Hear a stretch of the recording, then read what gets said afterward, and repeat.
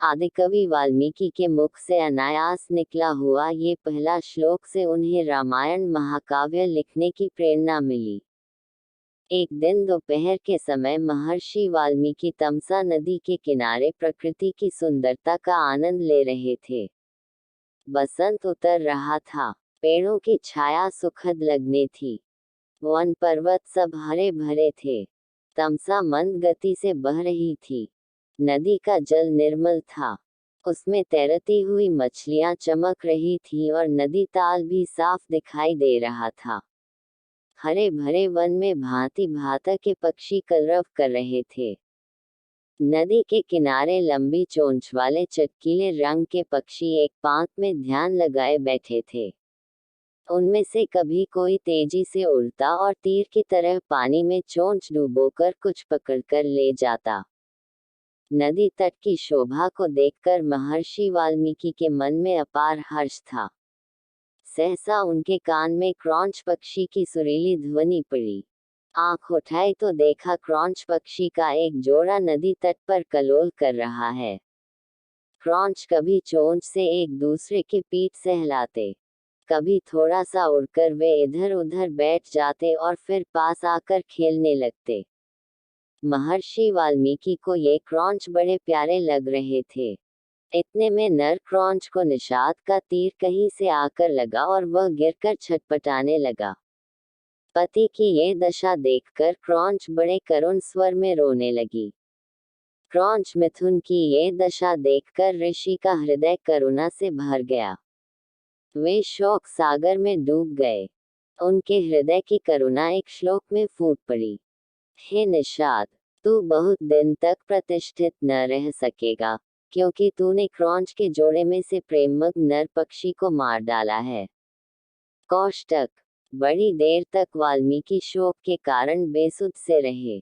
जब वे स्थिरचित हुए, तब अपने प्रिय शिष्य भरद्वाज से बोले, भरद्वाज, मेरे शोक पीड़ित हृदय से वीणा के लय में गाने योग्य 4 पदों और समान अक्षरों का ये वचन अनायास ही निकला है। मेरा मन कह रहा है कि अवश्य ही ये प्रसिद्ध होगा। भरद्वाज ने ये श्लोक कंठाग्र कर लिया और गुरु को सुनाया।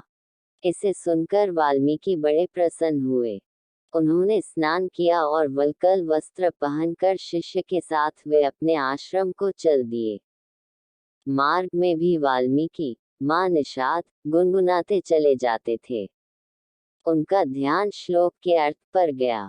अर्थबोध से उनका बड़ा डैक हुआ। वे सोचने लगे कि मैंने व्यर्थ ही निषाद को इतना कठोर शाप दे दिया। इसी चिंता में मग्न वे चले जा रहे थे कि उनको नारद जी की वाणी याद पड़ी।